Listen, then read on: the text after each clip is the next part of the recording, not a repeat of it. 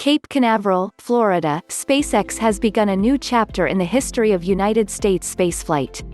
Elon Musk's private space company on Saturday launched NASA astronauts Bob Behnken and Doug Hurley into orbit, successfully beginning SpaceX's first crewed mission.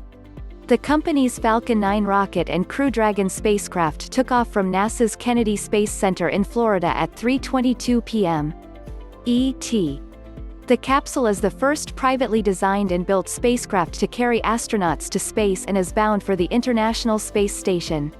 Beyond the achievement for SpaceX, the launch represents the first time NASA has launched its own astronauts since the end of the Space Shuttle program nearly a decade ago.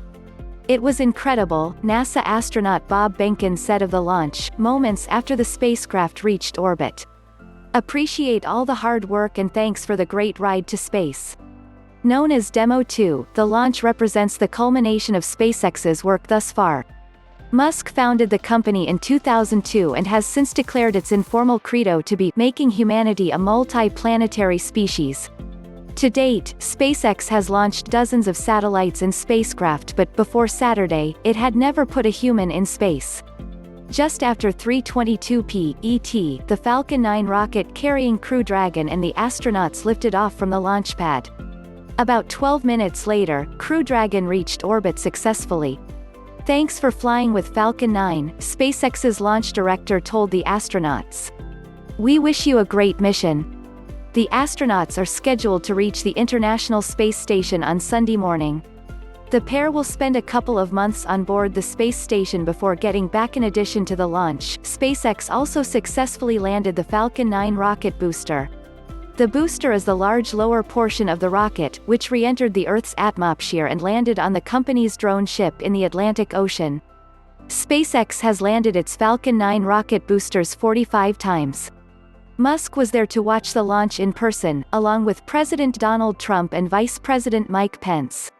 "This just the beginning, it's only going to get better," Bob Cabana, director of NASA's Kennedy Space Center, said before the launch. Ever since the Space Shuttle retired about 9 years ago, the U.S. has paid Russia upwards of $80 million per seat to fly NASA astronauts to the International Space Station.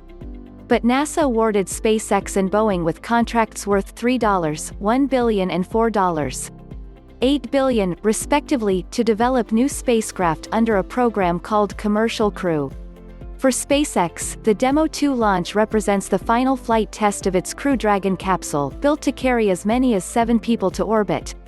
NASA plans to fly its astronauts regularly to the space station, expected to pay SpaceX about $55 million per astronaut to do so. After those missions begin, SpaceX plans to use Crew Dragon spacecraft for other missions.